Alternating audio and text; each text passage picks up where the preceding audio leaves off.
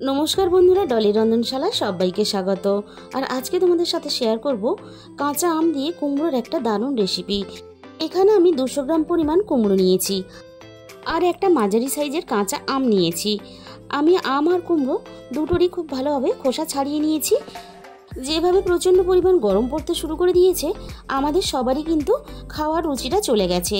আমাদের সবারই কিন্তু খুব বেশি রিচ খেতে ভালো লাগছে না, আবার কি দিয়ে খাওয়া দাওয়াটা সারবো সেটাও আমরা ভেবে পাচ্ছি না। তাই এই গরমে এরকম একটা রেসিপি থাকে তাহলে কিন্তু আমাদের খাওয়ার কোনো চিন্তা থাকবে না। আমি এখানে কুমড়োটাকে দেখো ছোট ছোট টুকরো করে কেটে নিয়েছি। এবার আমি সমস্ত কুমড়োগুলো একটা প্লেটের মধ্যে সরিয়ে রাখলাম তুলে। এবার আমি কাঁচা আমটা একটা গ্রেটারের সাহায্যে খুব ভালোভাবে গ্রেট করে নেব। আর এরকম একটা কাঁচা আম দিয়ে যে এত সুন্দর একটা রেসিপি বানানো যায়, তোমরা কিন্তু না দেখলে বিশ্বাস করবে না। আমি আটিটাকে ফেলে দেব আর আমটা এইভাবে গ্রেটার দিয়ে গ্রেট করে নিতে হবে। মিক্সিতে বাটলে তাহলে কিন্তু আমটা একেবারে পাতলা জলের মতো হয়ে যাবে। আর এই রান্নাতে অনেক বেশি আমের প্রয়োজন হয় না, অল্প একটু আম হলেই কিন্তু হয়ে যায়। আমি এখানে আগে থেকে একটা মাঝারি সাইজের আলু সিদ্ধ করে রেখেছিলাম, সেই আলুটা আমের সাথে এইভাবে ভেঙে দিয়ে দেব। আর যতটা পরিমাণ আম রান্নার জন্য ব্যবহার করবে সেই অনুপাতেই এখানে সিদ্ধ করা আলুটা দিতে হবে। আলুর সাথে আমি এখানে দিয়ে দিলাম স্বাদ মতো লবণ, আর দিয়ে দিলাম এখানে সামান্য পরিমাণ হলুদ গুঁড়ো, আর এখানে দিয়ে দিলাম অল্প একটু ঝাল লঙ্কার গুঁড়ো, আর এখানে দিয়ে দেব হাফ চামচ পরিমাণ জিরে গুঁড়ো, আর দিয়ে দেবো এখানে হাফ চামচ পরিমাণ ধনে গুঁড়ো। আর রান্নার পরিমাণ হিসাবে এখানে মশলাগুলো ব্যবহার করতে হবে। আর এখানে দিয়ে দিলাম হাফ চামচ পরিমাণ গরম মশলার গুঁড়ো, আর এখানে দিয়ে দিতে হবে আমের টকের পরিমাণ বুঝে স্বাদ মতো চিনি। খুব বেশি টক হলে কিন্তু খেতে ভালো লাগবে না, তাই স্বাদ মতো চিনিটা তোমরা বুঝে ব্যবহার করবে। আর দিয়ে দিলাম এখানে 1 চামচ পরিমাণ বেসন। এবার আমি হাত দিয়ে সব কিছু খুব ভালোভাবে একসাথে মেখে নেব। আর আলুটা এমনভাবে মাখতে হবে আলুতে যেন কোনো রকম ডেলা না থাকে। আর আমাদের প্রত্যেকের বাড়িতেই কিন্তু এখন কাঁচা আম কম বেশি পরিমাণে আছে, তাই এই রেসিপিটা কিন্তু খুব সহজেই তোমরা বানাতে পারবে। এবারে আমি রান্নার জন্য কড়াইয়ের মধ্যে দিয়ে দিলাম পরিমাণ মতো সর্ষের তেল। সর্ষের তেলটাকে আমি খুব ভালোভাবে গরম করে নিয়েছি প্রথমে। এবারে আমি একে একে এইভাবে বড়ার মতন করে ছোট ছোট করে তেলের মধ্যে দিয়ে দেব।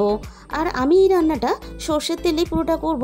তোমরা যদি চাও কিন্তু সাদা তেলেও এই বড়াগুলো ভেজে নিতে পারো, বা সাদা তেলেও পুরো রান্নাটা করে নিতে পারো। বড়াগুলোর একটা সাইড খুব ভালোভাবে হয়ে যাওয়ার পরে আর একটা সাইড আমি ভালোভাবে ভাজার জন্য এইভাবে উল্টে পাল্টে দিলাম। সবকটা বড়াই একইভাবে আমি এইভাবে উল্টে পাল্টে ভেজে নেব। বড়াগুলো দেখো আমি এইভাবে খুব সুন্দর করে লালচে করে ভেজে নিয়েছি। এবার আমি সমস্ত বড়াগুলো তেলে থেকে ছেঁকে তুলে নেব। আর তোমরা যখন রান্না করবে তখন কিন্তু একটু বেশি পরিমাণে এই আমের বড়াগুলো বানাবে, তা না হলে রান্নার আগেই হয়তো কিছুটা শেষ হয়ে যেতে পারে। বড়রা তো পছন্দ করবেই, তার সাথে সাথে কিন্তু বাচ্চারাও শুধু মুখে খেয়ে ফেলবে। সমস্ত বড়াগুলো আমি একইভাবে ভেজে রেডি করে নিলাম। এবার ওই একই তেলের মধ্যে আমি ফোড়নে দিয়ে দিলাম একটা শুকনো লঙ্কা, আর দিয়ে দেবো এখানে একটা তেজপাতা কুচি, আর এখানে ফোড়নে দিয়ে দিলাম অল্প একটু কালো সর্ষে। তোমরা এখানে সাদা সর্ষেও ফোড়নে ব্যবহার করতে পারো। এবার আমি কেটে রাখা কুমড়োগুলো ফোড়নের সাথে তেলের মধ্যে দিয়ে দেব। আর আমি এই রান্নাতে কোনো রকম আলু ব্যবহার করছি না, তোমরা চাইলে কিন্তু এখানে অল্প একটু আলুও ব্যবহার করতে পারো। এবার আমি ফোড়নের সাথে কুমড়োটাকে খুব ভালোভাবে নাড়াচাড়া করে ভেজে নেব।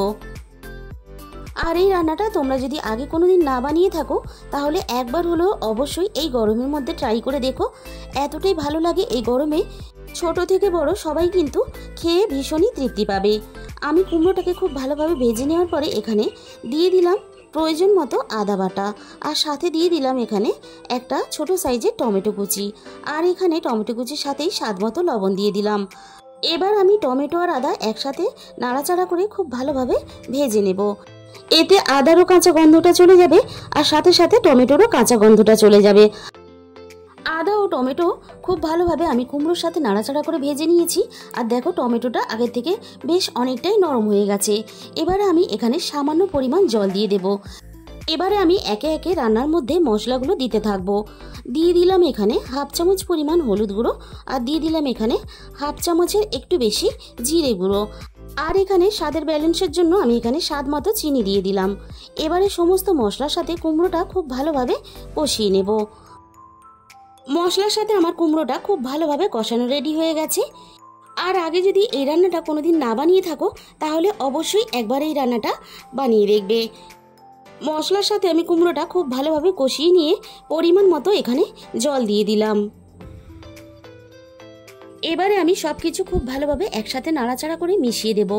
এদিকে কুমড়োটা খুব ভালোভাবে সিদ্ধ হতে থাক, আমি এবারে একটা মশলা বানিয়ে নেব।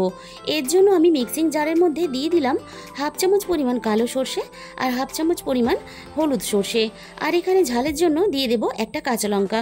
এই রান্নাতে ঝালের পরিমাণটা তোমরা তোমাদের নিজেদের মতন করে ব্যবহার করবে। অল্প একটু জল দিয়ে আমি এবার পেস্ট করে নেব।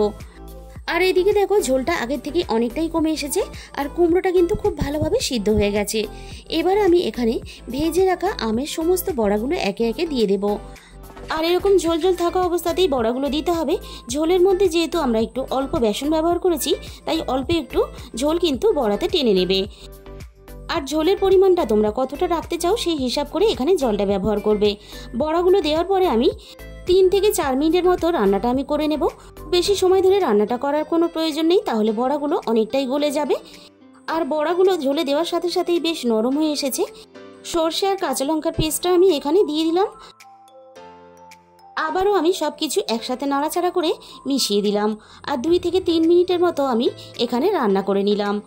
এবারে আমি গ্যাসের ফ্লেমটা বন্ধ করে দেব।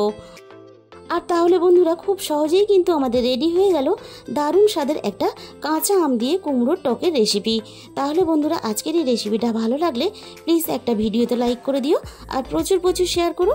আর যে সমস্ত নতুন বন্ধুরা এখনও পর্যন্ত আমার চ্যানেলটাকে সাবস্ক্রাইব করোনি, চ্যানেলটাকে সাবস্ক্রাইব করে পাশে থাকা বেল আইকনটা অল করে দিও। তাহলে আমি যখনই কোনো নতুন রেসিপি আপলোড করব সবার আগে তোমার কাছে পৌঁছে যাবে। আর তোমাদের মূল্যবান সময় দিয়ে আমার এই রেসিপিটা এতক্ষণ সময় দিয়ে দেখার জন্য তোমাদের সবাইকে অসংখ্য ধন্যবাদ।